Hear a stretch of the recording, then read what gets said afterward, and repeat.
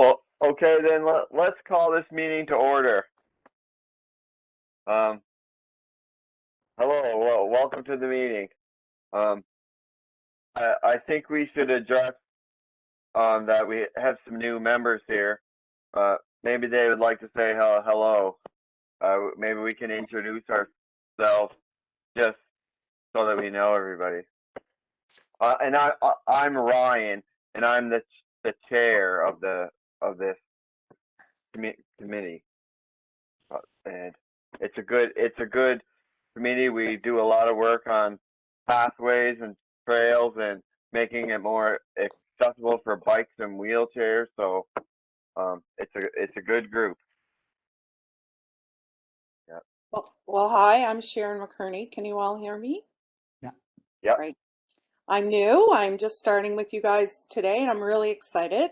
I can tell you I live adjacent to the Frank Macaulay Park, and it's used every day by me and my two little dogs, and we love it. So I'm really excited to find out how we can advance everything forward. Good. Hi, I'm Richard Raiswell, and I'm a very active transporter through the city. I ride my bike everywhere, so I'm on the trails, I'm on the roads, and so I'm very keen to get involved with this committee. I think we've got great potential I got lots of opportunities to do some great stuff. Welcome. Is that you, Jason? What's that? Is that you? I said welcome to everybody. Okay. Okay, now tell us who you are, Jason. Show us who you were. So Come from behind that curtain. Jason White, and I've been on the committee with the members since we started. Into trail hiking and cycling in the city, and just enjoy working with the committee and see what we can do to make it better for every able-bodied and people that are disabled, and try to just to make a better inclusionary system. All right. Joanne McCrae. I used to bike to Prince Street School, where I worked for 20 years off and on, and I've made cycling a lifestyle choice. I cycle around the city for important trips to the library, the store. I'm retired, and I belong to two cycling groups. We cycle on the trail, one on Tuesday and the other group on Thursday. And yeah, like I said before, it's a lifestyle choice. It's healthy, fun, and a great way to get to your destination. I'm Philip Brown. Richard, do you live on Ambrose? I do. Yeah. So I see Richard driving about every other day down Vale Drive on the Spring Park Road going out to UPEI, I assume. Yep, that's right. Yeah. The bike's right behind me. Look, I think this is a great group. Lots of follow-up from some of the actions that have been passed or discussed by this task force. And I just see great things just continuing on. And welcome, Sharon, and welcome, Richard. Thank you. Thank you. Okay. I am Margaret Gallant. I'm a member of the group, and I enjoy most things that are outside, except if it's a hail blast of rain. I probably wouldn't get on my bike or venture too far. So, but I do enjoy many of the trails and in and out of the city, and have really been proud of the work that we've been able to do thus far on this committee. Okay. I think that's everyone. It is. All right. Moving. So hello to everyone. But moving forward, the declaration of conflicts of interest. Do we have any of that tonight? Nope. Okay. No. Okay. Next, approval of the minutes from last month. I move. Okay. And Margaret, are you seconding again? Yes. Thank you. Okay. So I guess they're approved. Approved. And Yeah, I looked at it. It looked good. thank you. And Ryan, could we Yes. please do the approval of August? We need a mover and a seconder for that one. I'll move the adoption of the minutes for August because Carrie wrote those. Okay. And I need a seconder for the August ones. Margaret, thank you. I'll second, and I thought the minutes were excellent of the last meeting.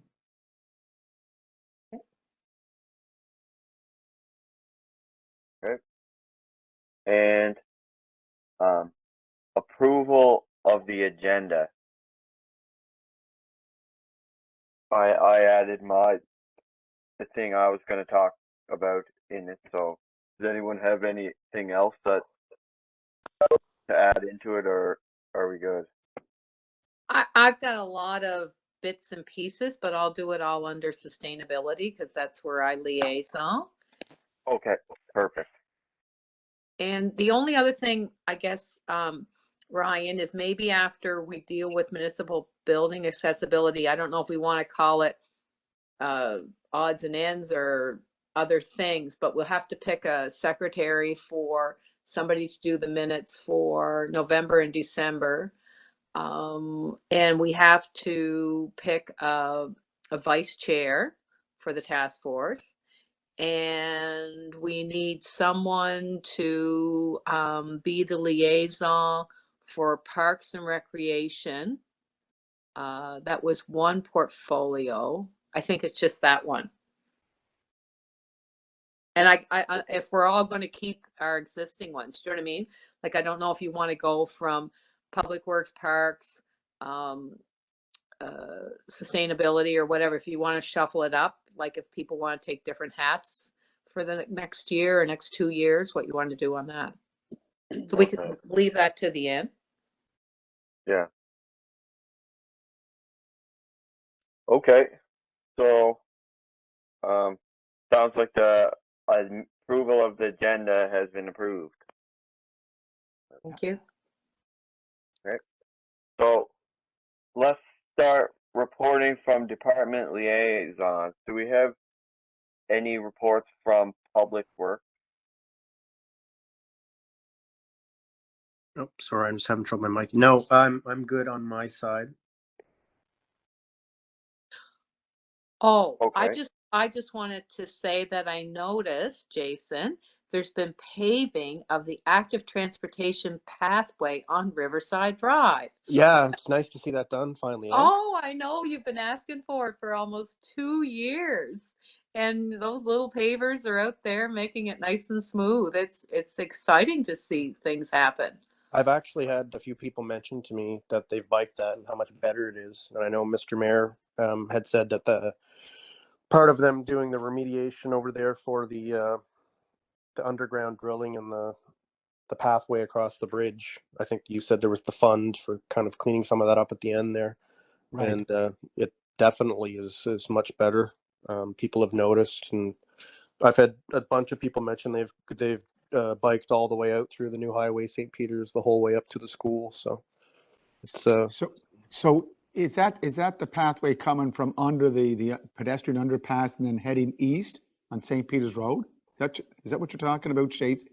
no, starting out at the bottom of the bridge there, where the pavement was already there. Yes.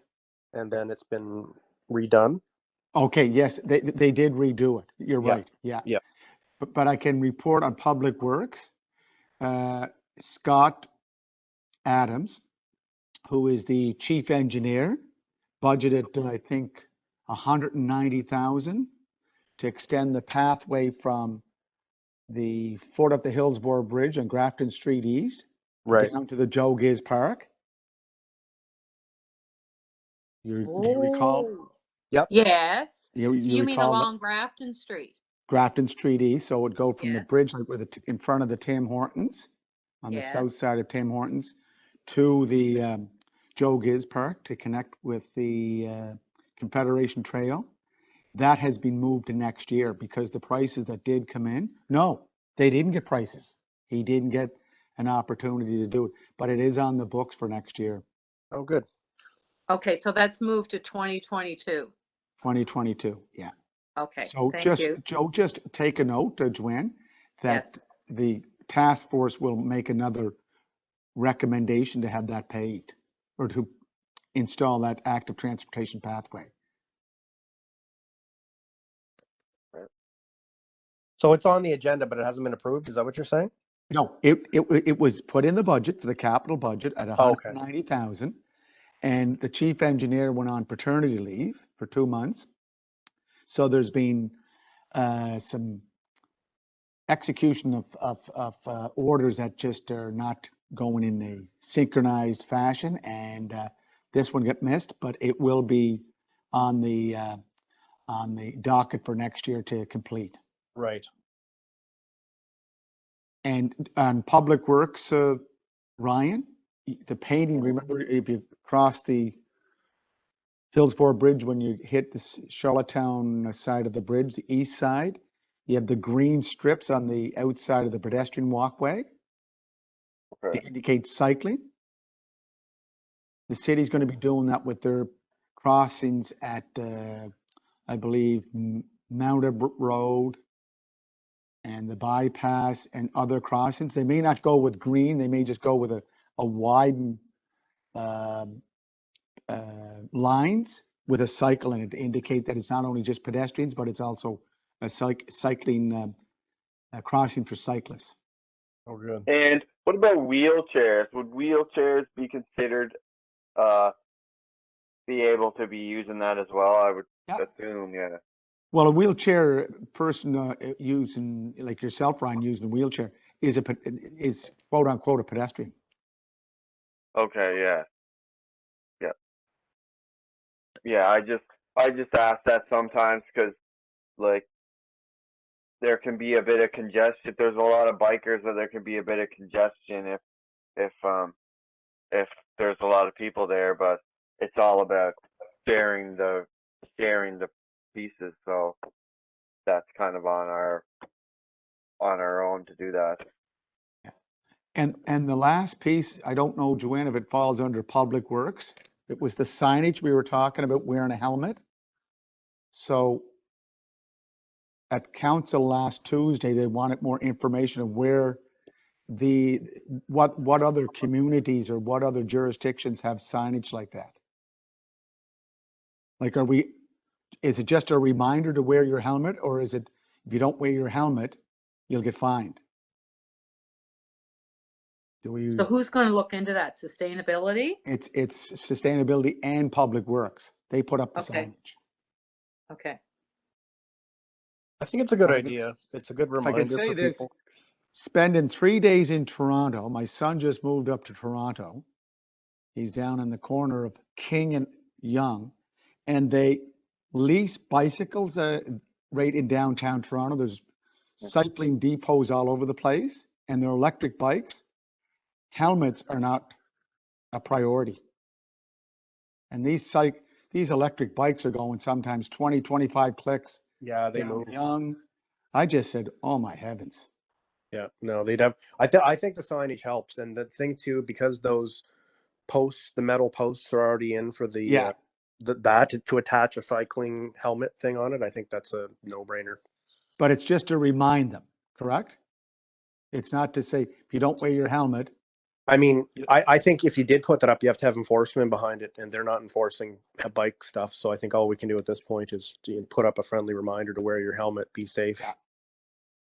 Yeah. I like your phrasing, be safe, wear a helmet. That's very catchy.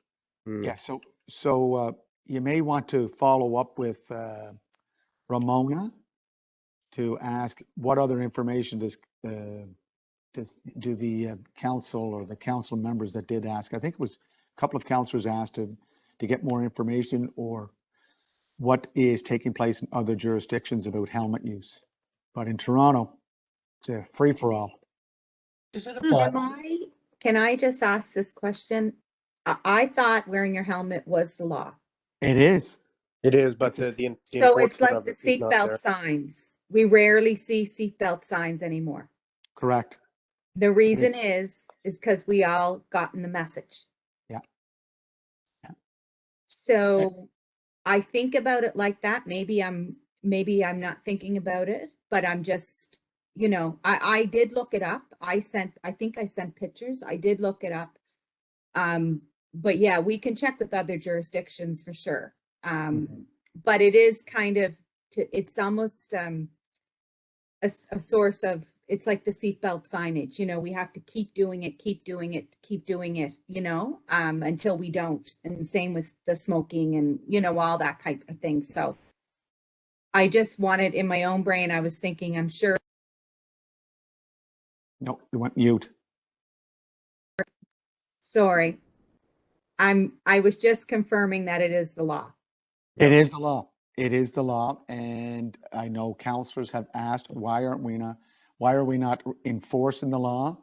And police services look at all the other priorities that they have on their desk or in their precinct. So, and I don't think we're the only jurisdiction that has the law on part of provincial or municipal laws, but it's not being enforced. And I think with electric bikes, like we're looking at similar what they're doing in Toronto, like these bike depots where you can rent the bikes. We're asking the question, well, if you rent the bike, what about the helmet? yeah. Well, Well, man, yeah. it's a quagmire of how to make this work, and you want to get people out there, but you want to make sure that they're safely on their bikes with a helmet. I think if you had a sign, something stating like helmets are mandatory, be safe. Yeah. It kind of bridges both.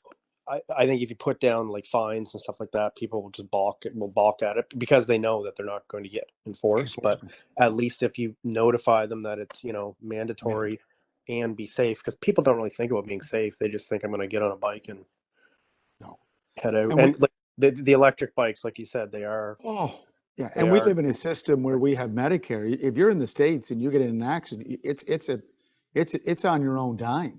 Like it's two different jurisdictions when it comes to medical assistance. Yep. Okay, if I can just sort of follow up with what the mayor said, I understand what everybody's saying about the difference between sort of soft pedaling it and being a little more forceful. I'd be inclined to be a bit more forceful and say it's the law. Wear a helmet, it's the law. Because really, I mean, think of the damage which will happen if somebody gets seriously injured or killed. I mean, this is going to be in the media, and Mr. Mayor, you're going to be on Compass, and the question will be, why aren't people enforcing this? And it'll be an awful situation. So I think my inclination is to lean a bit heavier on the sort of, it's the law, wear your helmet. And yes, okay, it's not going to be enforced, but still, it's a bit stronger message. Yeah. I agree. That's well what the seatbelt Richard. signage meant to me. Yeah. It told me it was the law. And we all have come to know in the last few months, unless you make where we all have had to make choices. So I do agree that if it's the law, it's the law. And then it gets turned over to the people that enforce the law then. And if then it's, we don't have enough resources to enforce that, then that's another issue that would have to be dealt with. Yeah. And I think to put it all together, this committee made a recommendation. We, in fact, made a motion that signage be placed in the city of Charlottetown saying that, wear a helmet, it's the law, be safe, wear a helmet. And we passed that motion. It went to the Environmental and Sustainability Committee, and Ramona reported that it was approved. And they in turn returned it to council. Now, I don't know why council would want us to do more investigation into other jurisdictions as to what they're doing. I think it's the law in Prince Edward Island. So we as a group and as a committee of council have made the recommendation that signage be installed. I think, you know, it's up to sustainable and environment to, yes, find that signage or pick out that signage. But I don't think we have to see what other jurisdictions are doing, because we know what we want for our city. Am I wrong? No, Yeah. fully agree. Yeah. Okay. Fully agree. So yeah, I And can if follow. you rent e-bikes or you're up in, you know, Ontario, you have to take the helmet. No, no, Margaret, I'm telling you, they don't even rent helmets because of COVID-19 and other issues, health issues. There are I no think helmets. this was rural, where I knew people were Yeah. rurally on tours, they had to. Yeah, like out at Brookvale for ski helmets, they just spray it with some sort of stuff so you don't get lice, right? And you put the helmet on, or you bring your own helmet. Like when we've gone to other cities to bike, we fly in, we bring our helmet. That's what we do. Yeah. You know, if you're going to plan to rent a bike, you bring your helmet. And Mayor, you also reported about the lines, and that was another motion that we have made to the Environmental and Sustainability Committee of Council. And that's absolutely great. You know, it doesn't matter to me personally whether they're green or white. And in fact, we've noticed the lines across the arterial highway at the corner of Mount Edward Road and the trail there. They're much wider, much more visible. They've done a great job of that. Yeah. So that's great to know that. So just to get back to the signage, Margaret, is it just a helmet sign with it's mandatory to wear your helmet, and be smart? What did I the will, I'll look it up again. Yeah. But there was a variety of different ones. Some of them were like pink fluorescent helmets, some were green, some were yellow. Like it was a visual kind of where you would notice it too. But I guess when it's the law, you know, you can state the law. Like it's the same as littering. It's the same signs we see in the highway. You litter, this is the fine. I don't know how much, if it's a law, it's a law. I don't think it's something that we have to go around about. I don't think. Okay, so let's follow up on it and then bring it back and get it ready for the new year, or get it ready as soon as possible. Yeah, she has to order those signs. They take almost a year to come in, and they're very expensive, you know, that sort of thing. But we all have agreed that it has to be done. Mm-hmm. Yeah, but you had the bike line signage already up. This just attaches to it. Yeah. Thank you. Okay. And next, moving to Parks and Recreation. Do we have any reports for Parks and Rec?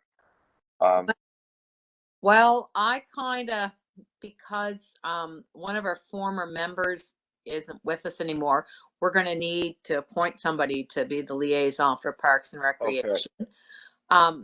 But in our last meeting of September, we had Frank Quinn come and present a great update of what's going on with trails and parks in the city. It was very informative, and we really appreciate it.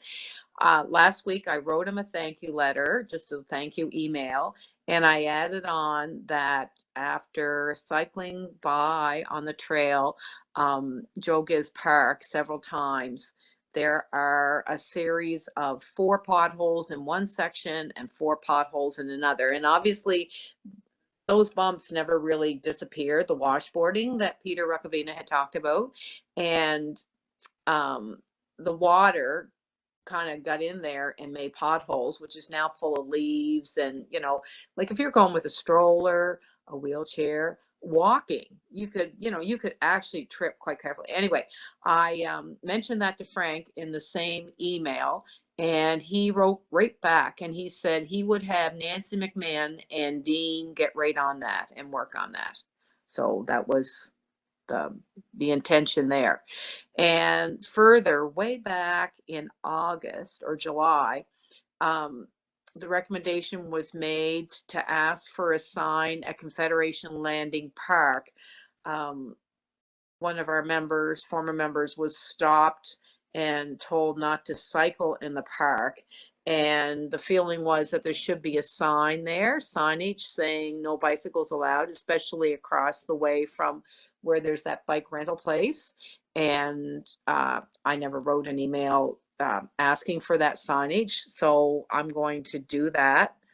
I think I've already got the recommendation from this committee, but I'm just telling you, I haven't done anything on that yet, but I will. So that's parks. Joanne, Yeah. what was that about the signage not to cycle on that section? Yeah, we're not allowed to cycle in Confederation Landing Park. One of our former members was cycling through there and he was told not to cycle. So if you were at the bottom of Prince Street where that rental place is, and then you took your bike and you wanted to go on the boardwalk through the Confederation Park, you're not allowed. Yeah, I think that's because of a very enthusiastic parks foreman. I think the bikes have always been allowed in the park. We used to bike through the park. Yeah. I guess the comment was made, you can walk your bike through the park, you know, but what do So we do on that? Do we walk our bike through Victoria Park? Is that another rule? No, this was just the Confederation Landing Park. But what's everybody, is there a possibility to change that or just leave it? Well, it should be open. Okay. So Did Frank say there was a policy from Parks and Recreation that doesn't allow? no, we didn't bring it up with them. Oh yeah, let's bring it up to him. Just say bikes are allowed through the park. Confederation Landing. Okay, let's open it up for debate. I'll make the motion that we have bikes allowed to go through Confederation Landing Park in a shared bike path thing. That's right. Does anybody want to second that motion? Second. You got a bunch Okay. of seconders. Margaret? And discussion? So was this an issue last year? Do we know? No, it happened to him this summer. Yeah. He was told not to cycle through the park. Yeah. By a policeman. A policeman? I guess. Yeah. No, I think it was the parks foreman that's down there. No, I think that's how it is. Okay. Yeah. We'll just follow up with Frank to say, Frank, shared pathways are through parks in the downtown and in the outlying areas. Okay, I got another one for you. Okay, so do we want to approve this motion? And if there's no negative discussion, does everybody want to approve it? Yeah. Definitely.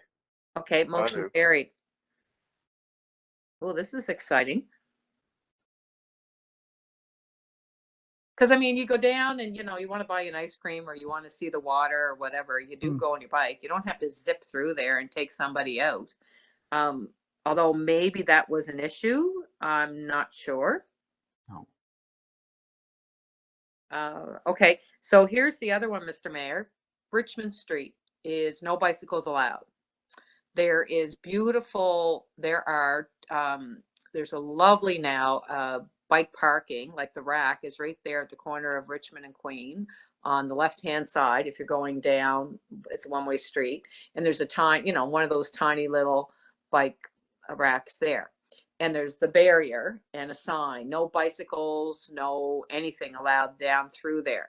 Now, one of our former members has presented quite a case to us that he feels that we should be allowed again as a shared bike pathway, be allowed down there. It's come to our committee once, and the previous discussions included, well, there's music there, like on a stage, and people tend to gather like over the street and, sit there, and children play in the street and this sort of thing. It might not be the best place for a bicycle. I went there last week, just check it all out, because I've been riding the trail. I haven't been all the way downtown very much. And I walked my bike down there. It only took me like 3 or 4 minutes to walk my bike through that section. Now, some people have 3 wheels. It might be hard to get off of a 3-wheel cycle. So I've seen quite a few in the city, actually, and escort one of those down the street. What's the feeling on Richmond Street? So first of all, there's the Victoria Row Merchants Association. Yes. Oh, yeah. So that association, I think, is now, the chair is Jeff Sinnott. He owns John Brown's and Hunter's. So we should reach out to Jeff and find out where they are on it. Okay. What's their view? Okay, because they're the neighborhood, they're the They're residents the of it. merchants. Yeah. Merchant Association. It's called the Victoria Row Merchants Association. Would anybody on the committee like to volunteer and do that and bring it back to the committee?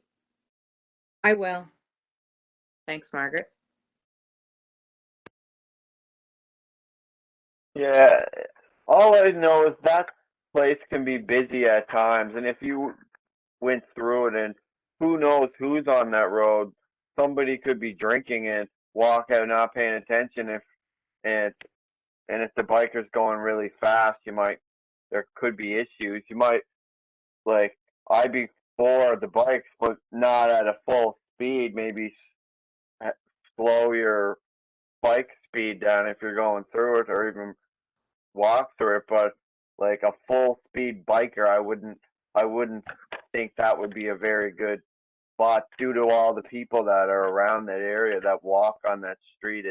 It's kind of you might find there could be a collision there sometime if it's not done properly. I just have a question or a comment. Is it possible because the street is blocked off? Could there be some sort of marking on the street that would be for bikes only? Or would that be like something to really kind of show like that's where you can bike versus you're willy-nilly all over the street? Because I agree there are children and families that walk that street and listen, and they're not watching, they're taking pictures, especially in the summer. So I'm just thinking about that. Like, I have to confess, I didn't actually know that you weren't allowed to bike through there, so I haven't biked through there. I knew you wouldn't, Richard, because the signage is quite. I've cycled down there and then realized, oh, you're not supposed to cycle in this street. Right. Yeah. Okay, I should pay better attention. Yeah, yes, I would say that probably it's better to keep it as non-bike. I mean, it's not very long, so it's having people just sort of walk their bike for a couple 100 meters. It's as you said, Ryan. I mean, the chances of you hitting a kid who's not paying attention, who's just sort of running around, is reasonably high, even if you're going fairly slowly. Yeah. But Richard, we've been trying to promote Mm, we call the bike lane through Victoria Park. It was just for bikes. And right. then when COVID-19 hit, we had to make sure that there was more pathways for people to walk and to skateboard. So we opened that pathway up to be an active transportation pathway. We'll never go back to just a bike lane on that inside lane of Victoria Park because Right. it's working so well. Yeah, I And agree. And I believe that pedestrians, skateboarders, rollerbladers, mom and dads with baby carriages, and people on wheelchairs and bicycles are respecting each other. Yeah. I think that's where Peter was coming from, that if we're promoting pathways, shared pathways, everything should be open. I think that was, correct me if I'm wrong, Joanna, that was his view, is just that all pathways should be No, you're right. shared, and we have to have the harmonization amongst walkers, drivers, and riders has to improve vastly so that we can understand that it's not a speed zone going down through Victoria Row on your bicycle. Yeah, Yeah. I think bike etiquette, education, leadership, empathy for others. Yeah. I think all of those things, is like has to be predominant for us to be able to share those pathways, to be able to play in the same sandbox. We all had to learn how to get along. And I think, if sometimes, you know, it's amazing to me. I don't know if there's been any videos done on that, but it's astounding to me that the videos that have been done on other things like the roundabouts and all of those things, people watch them.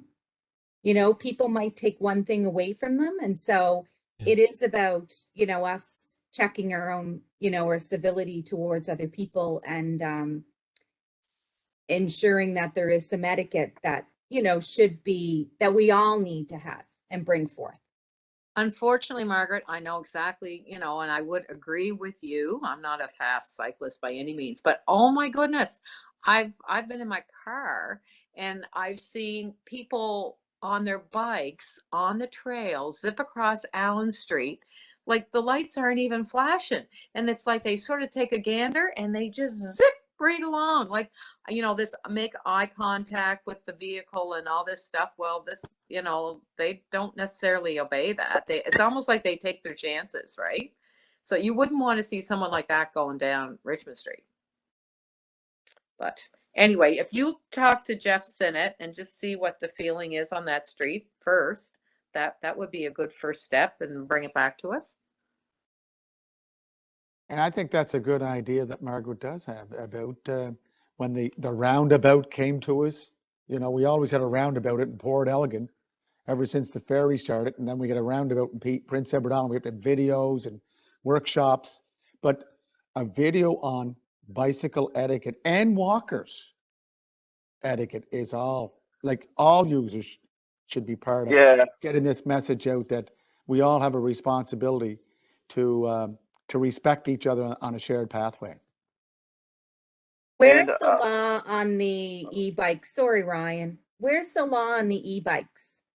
We're waiting for the province. Okay, that's what I thought. Yeah. So they're looking at anything, bicycles that are EVs they don't have the, bicycle power. If it's not, if it's an EV bike, you can't use it on an active transportation trail pathway. But if it's a recharging bicycle, those bicycles, Richard, you know what I mean? That Yeah.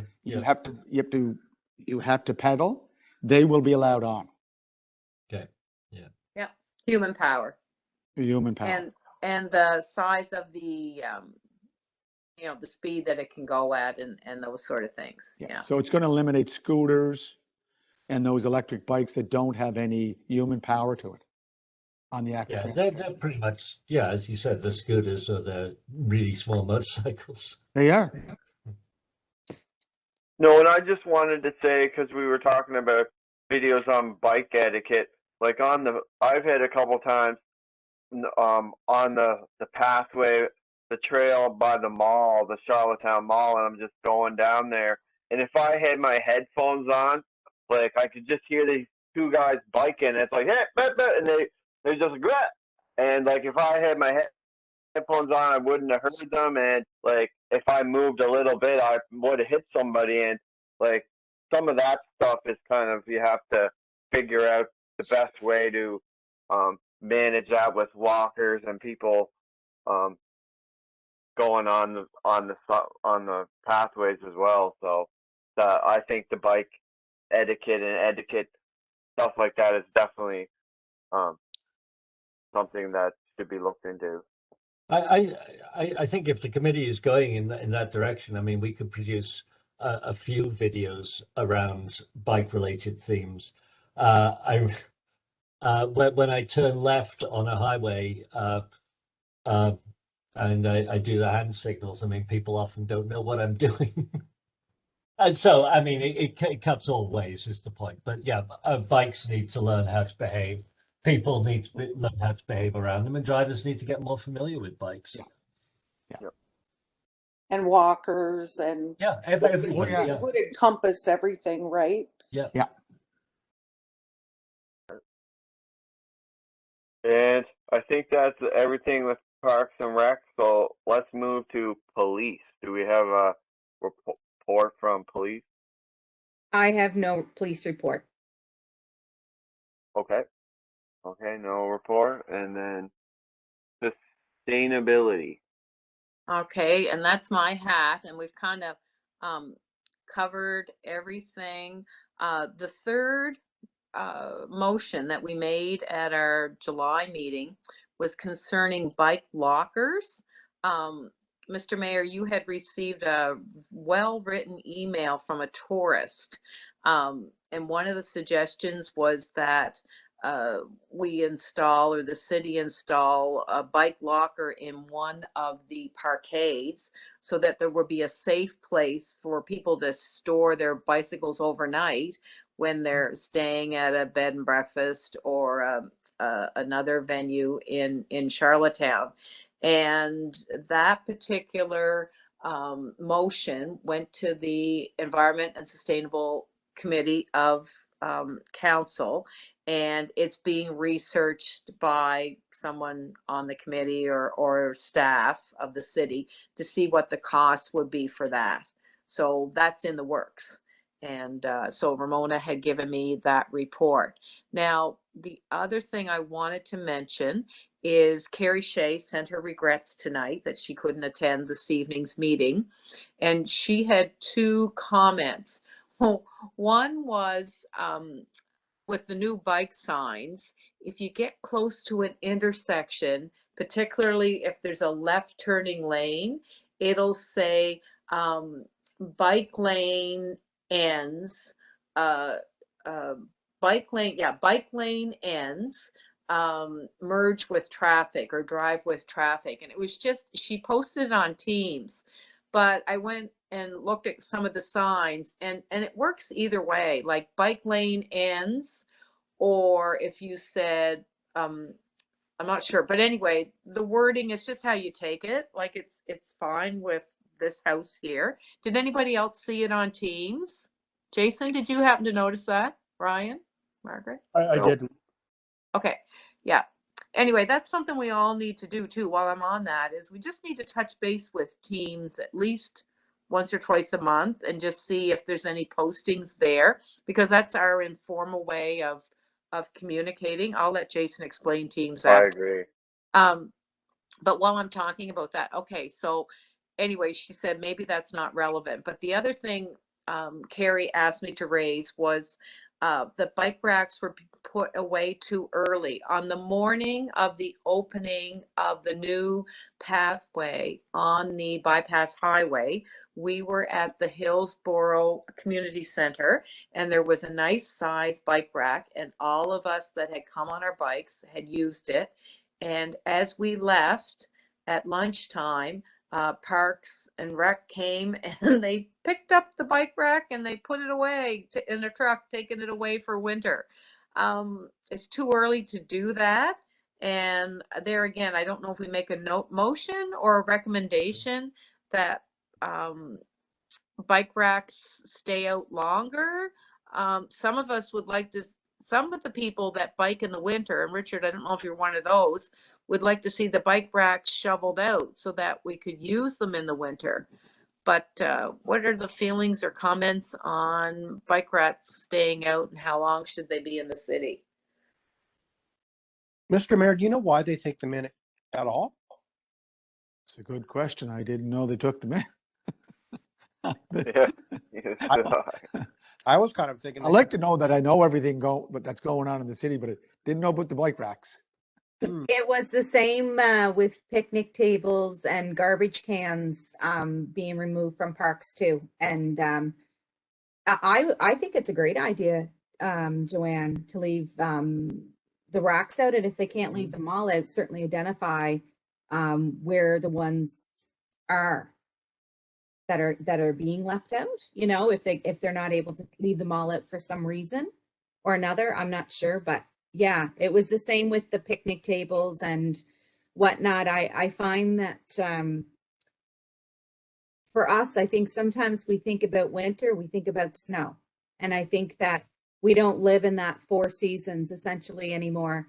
And you see people, probably ourselves included, our time outside and what we're doing outside is much different than it was, 20 years ago. So if they bring on the winter crew at a specific time, they probably have assigned duties that they do every year.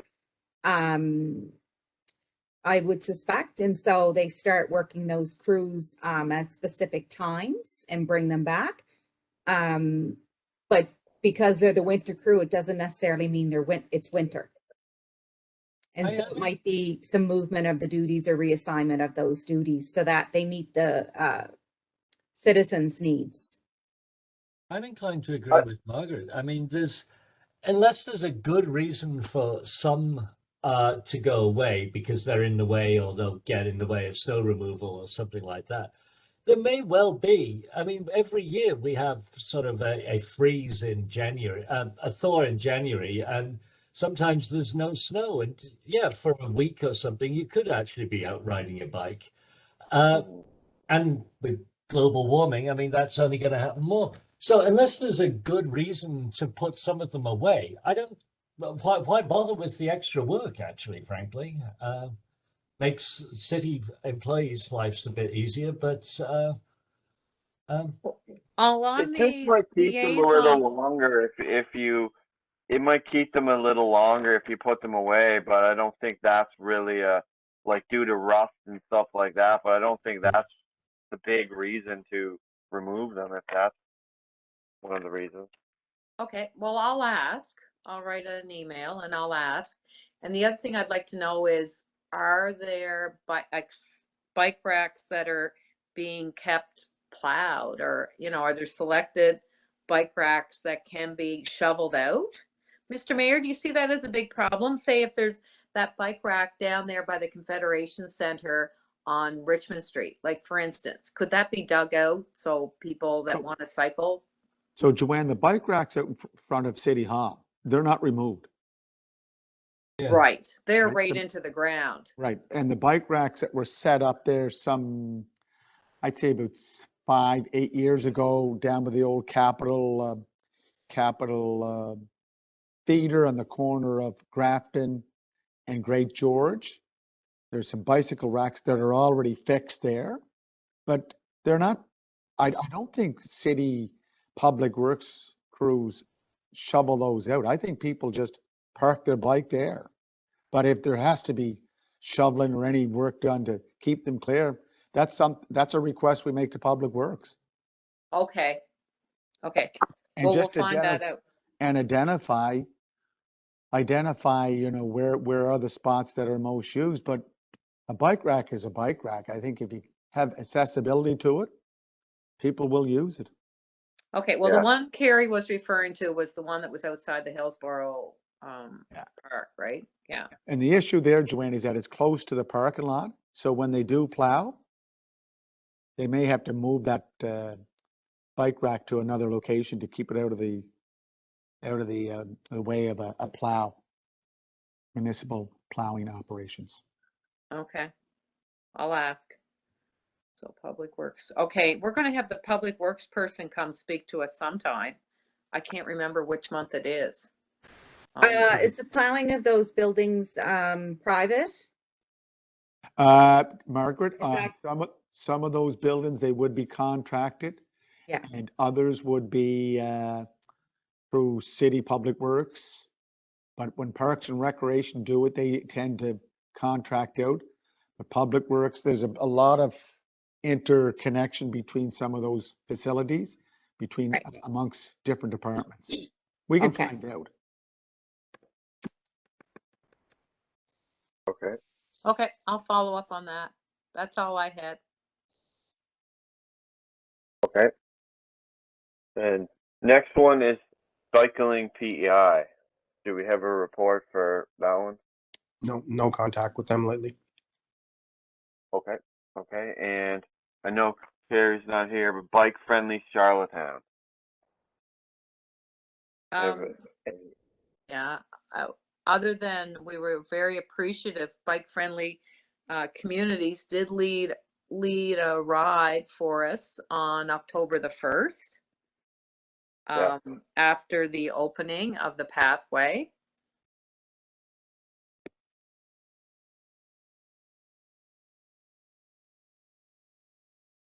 That's all I know of.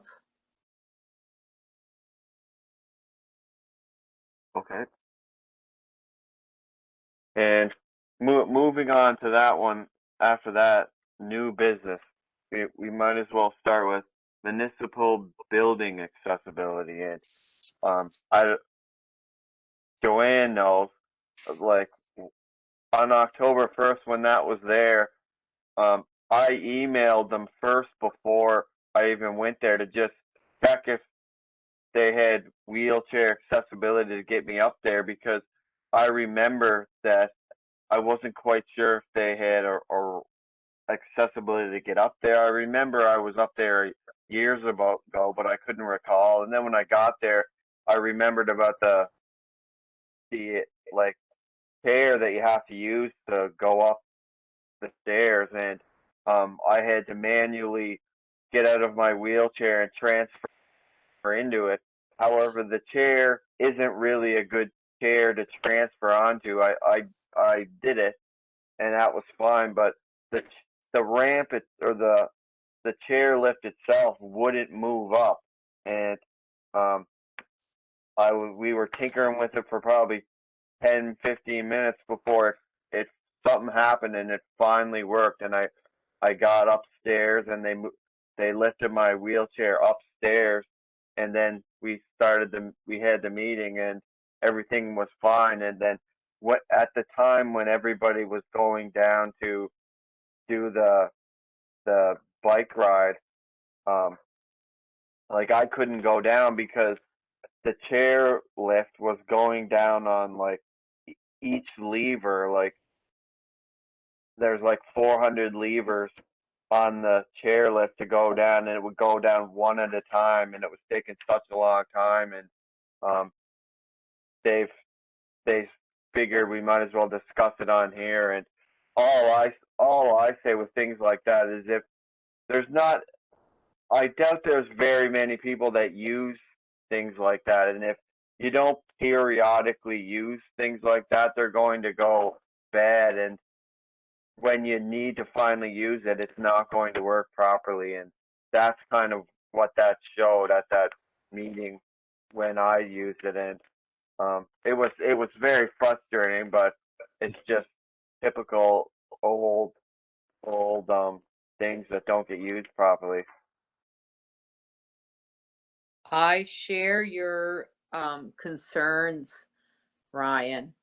We were there together, and it was very, very unfortunate. And you're being very kind, and in saying that it doesn't get used that often.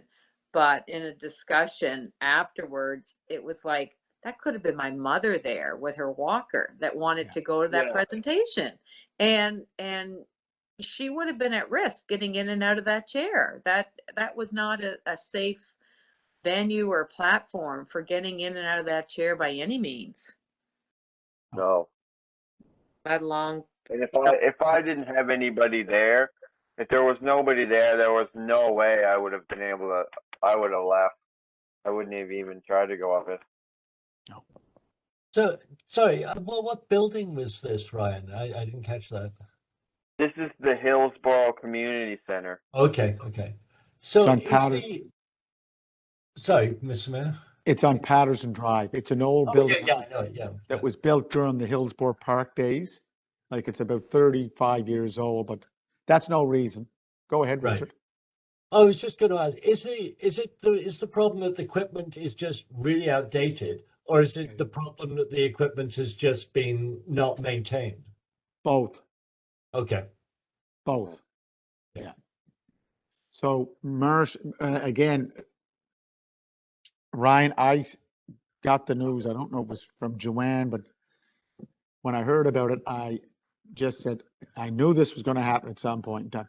And originally we wanted to do that whole event down at the corner of Murchison Lane and the arterial highway, because there's a parking lot there, right? For the QEH, Yeah. for staff. Mhm. And they thought, no, we'll have it at the hall and we'll have refreshments and a bite to eat, but I don't even know if that showed up. Point is Yeah. that it was more accessible to do it from that parking lot, because I know the building. The building, it was built like a split level. So it's up, Yeah. down when you go in. It's not user friendly for walkers, wheelchairs, people with crutches, everything. It's in dire need of a retrofit. So Marcia Carroll from the Council of People with Disabilities, she's arranged to visit that facility along with her other parks and recreation facilities to analyze what upgrades do we have to do.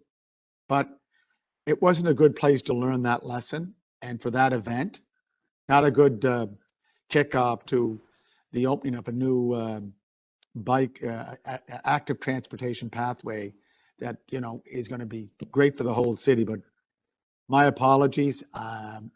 Let's try to correct it. But there was a way to work around that, but by making it all more accessible at that corner, the start off the new active transportation pathway at the corner of Murchison Lane and the arterial highway. So going forward, and I wasn't there because I was in Toronto with my son. He just moved to Toronto, so it was disappointing. It was disappointing for me that I couldn't even make it because of all the work this committee or this advisory group has been doing on it, plus the Environmental Sustainability Standing Committee and council in general. So after the event, I wrote several emails, and Terry Bernard is the counselor for that area. And my emails went to the mayor, and he was well informed. As well, I wrote initially to Marcia Carroll of the Council Disabled. And Terry followed up saying, Marcia, if you don't mind, I'd like to have our staff person responsible for our municipal buildings, Stephen McFadgen, touch base with you and see if you would have the time to come to Hillsborough Community Center and meet Stephen to see if you have any recommendations for improvements for the chairlift system we currently have in place, or, you know, possibly for replacement. You know, and he asked Mayor Brown further added to that would Marcia Carroll do a review of all municipal buildings to see what the position of the equipment, if it needs to be replaced. So and Marcia agreed to this. So two things. The only thing I can say is out of something unfortunate, I think something very good is going to come out of this. Ryan, like I said, you're going to make this better for all users, you know, all ages. That need assistance, and that's a good thing. My question to the mayor is, what's the best way to follow up on this? Do we just leave it with Public Works and it'll get, or what can we do as a committee to follow up, Mayor? So we can include the minutes of this meeting and the discussion that took place, and that you reached out to the councillor from the area and he was to follow up. Now let's follow up by sending an email from Ryan, from representing this task force, to ask what's the status of the inspection and follow up from October 1st, 2021, the situation that happened on October 1st. Okay. Brian, I want to say to you that I'm sorry you had that experience. That as a member of this committee, we should be taking the barriers down and make our city active. And I do know the facility also.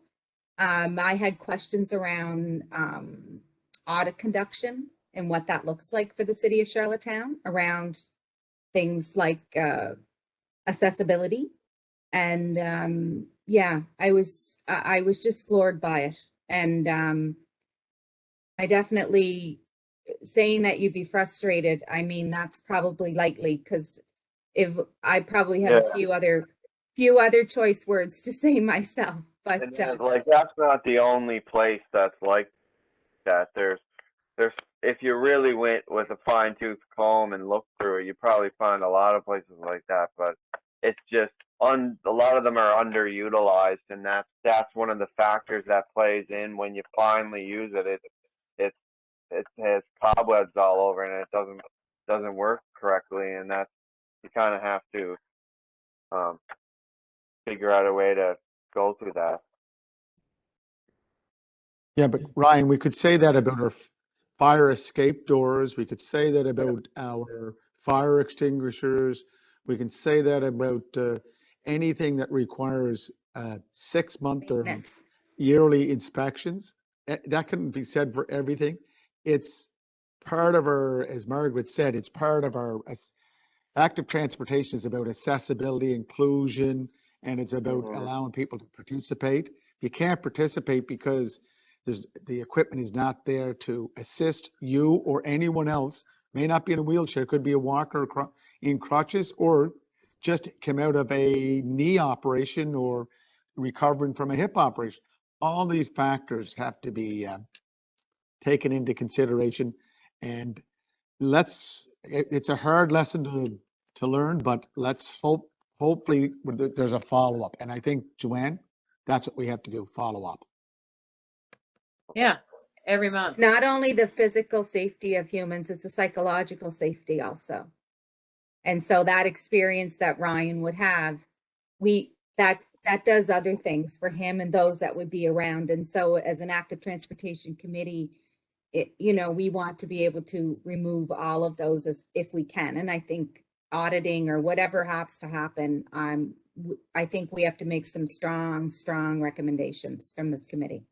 But if I can say this, Margaret, the people that had the individuals who had to assist Ryan were not very happy or content with what they had to do, because this was not a good scene or a good reflection of what the city's trying to do.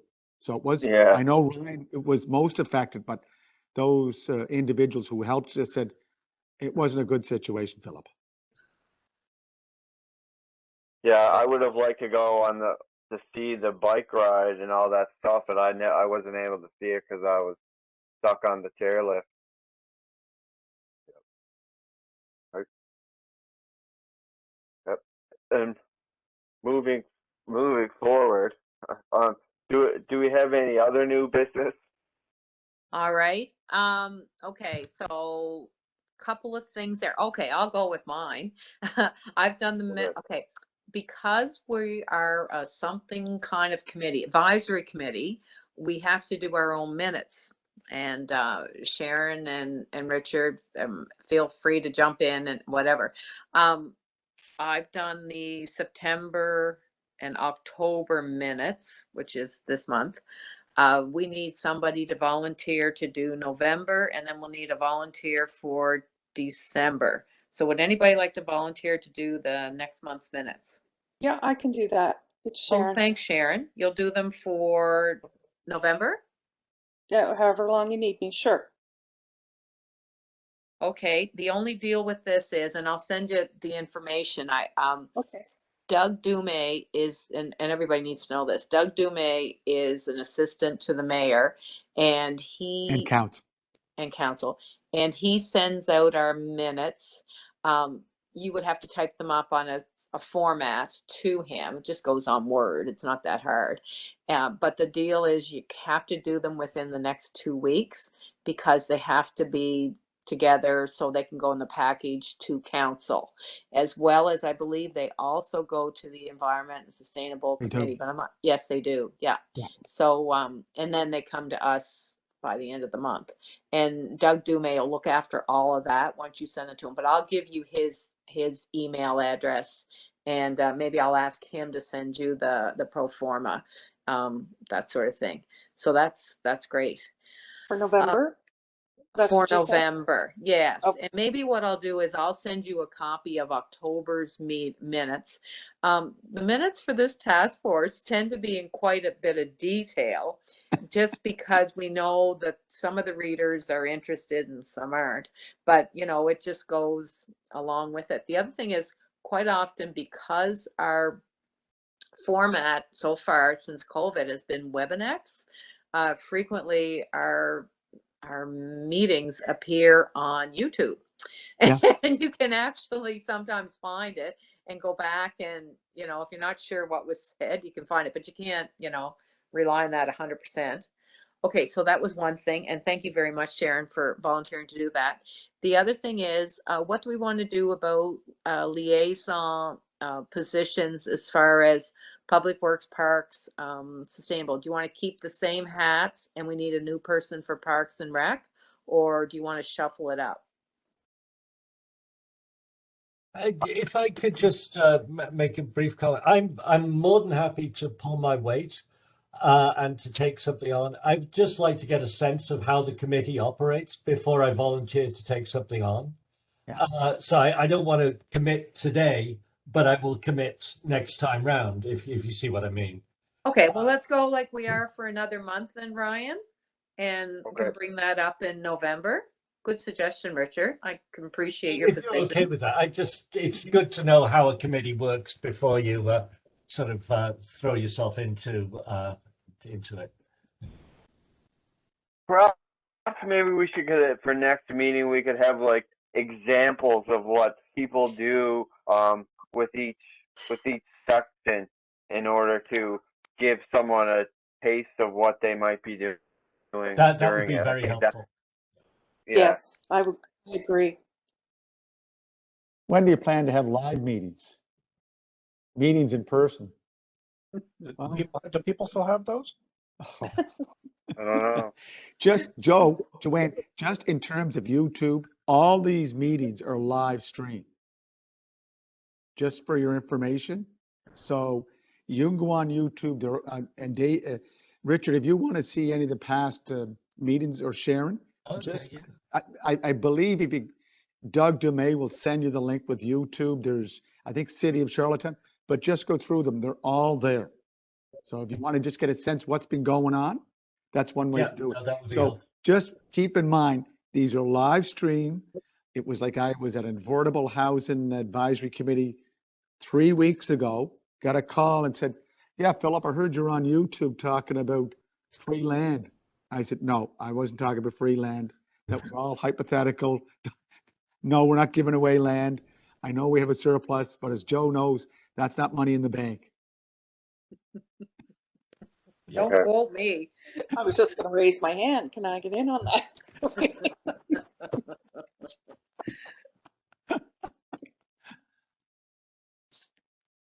Oh, and Jason, would you explain to please Richard and Sharon why we have Teams?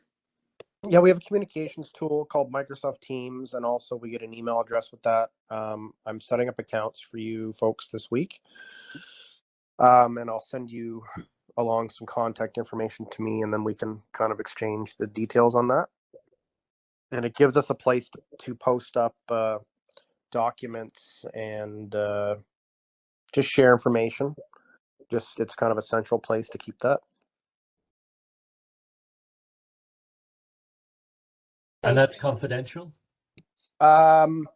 It's public information that's been gathered, and it's out there in other formats, but it's more of a of a spot where we can kind of put stuff to work if we have to see it or reference back.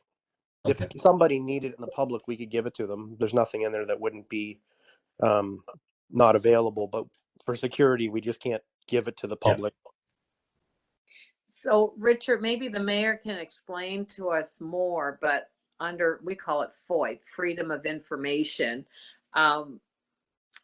We kind of use that as our tool to post briefs and videos of things that we may have seen in other countries, just our information amongst ourselves. So if somebody wants to know what our committee is doing, then possibly they could apply for a FOIP, and that's what they would get, was what's posted there, as opposed to not going to our personal emails, because Right. we do not use our personal emails to discuss Of course. active transportation. Is that right, Mayor Brown? That is correct. That's well put, Joanne. FOIP is a reality that we live in, and it's all about openness, transparency, and accountability. That's why these meetings are all live streamed, and anything that you're exchanging amongst committee members or task force members, if someone makes a request for a FOIP in that information, they could actually go into your own personal emails. That avoids it all. That Right. it's a safe, safe house or a safe place. Excellent. Okay.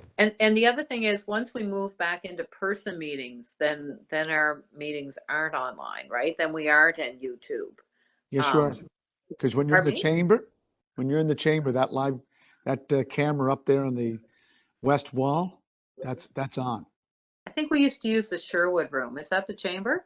That the Sherwood room and Parkdale room are also going to be with live stream cameras. Oh, okay. So much for that. Oh, No, Joanne, no more backroom meetings. uh, Look who's talking. I better mute myself. No, they call them elevator meetings or parking lot meetings. okay. I better watch what I say on this YouTube here. Yeah. We all know the And, marriage. and does I move anyone we else have adjourn the any new meeting. business? I move we adjourn the meeting. Okay. Okay. Well, with that being said, it doesn't sound like there's any more new business. Oh, okay. Well, let's adjourn the meeting. Meeting is adjourned. Thank you. Take Thank you, care. everyone. Thank you, everybody. Welcome,